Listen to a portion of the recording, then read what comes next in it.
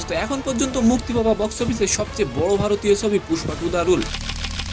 দোস্ত মুক্তির দিনেই ভারতীয় সিনেমার ইতিহাসে এক ঐতিহাসিক রেকর্ড গড়েছে সিনেমাটি। এন্ড সেকেন্ড নিউজটি থাকবে দোস্ত বিগ বস ভারতের জনপ্রিয় রিয়েলিটি শো, যেখানে বড় বড় স্টার ও সেলিব্রিটিরা অংশগ্রহণ করেন।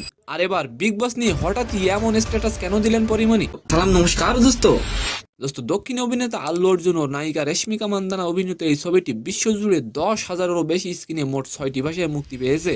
দোস্ত স্যাকনিলকের থেকে পাওয়া তথ্য মতে প্রথম দিনেই ছক কাঁকিয়ে শুধু ভারতের বক্স অফিস থেকে পুষ্পা টু ছবিটি ইনকাম করেছে 174.9 কোটি রুপি।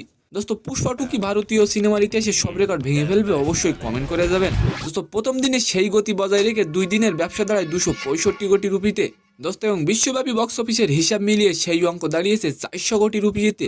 দোস্ত স্যাকনিল আরও জানিয়েছে ভারত সহ সারা বিশ্ব থেকে সংগ্রহ তৃতীয় দিনে ছবিটির মোট আয় দাঁড়াতে পারে 555 কোটি রুপিতে। দোস্ত পুষ্পা সিনেমাটি এখন পর্যন্ত আয়ের দিক থেকে RRR, বাহুবলী, KGF কে টপকিয়ে শীর্ষে অবস্থান করছে। দোস্ত ছবিটির এমন রেকর্ড মাইল ফলক এর আগে কোনো ভারতীয় সিনেমার ক্ষেত্রে দেখা যায়নি।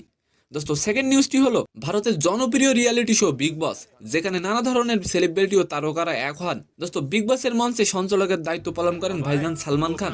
দোস্ত বাংলাদেশের পরিমণি হঠাৎ নিজের ফেসবুকে বিগ বস নিয়ে পোস্ট করেন, যেখানে তিনি লেখেন বিগ বসে জায়গা নাকি। আর তার ফলে ভক্তরা ও নেটিজেনরা ভাবছেন তাহলে কি পরিমণি বিগ বসে যাচ্ছেন। তো সম্মানিত দর্শক, আজকের ভিডিওটি কেমন লাগলো অবশ্যই কমেন্ট বক্সে জানাবেন। আর ভিডিওটি যদি ভালো লাগে অবশ্যই একটি লাইক দিয়ে আমাদের চ্যানেলটিকে সাবস্ক্রাইব করে দিবেন। ধন্যবাদ।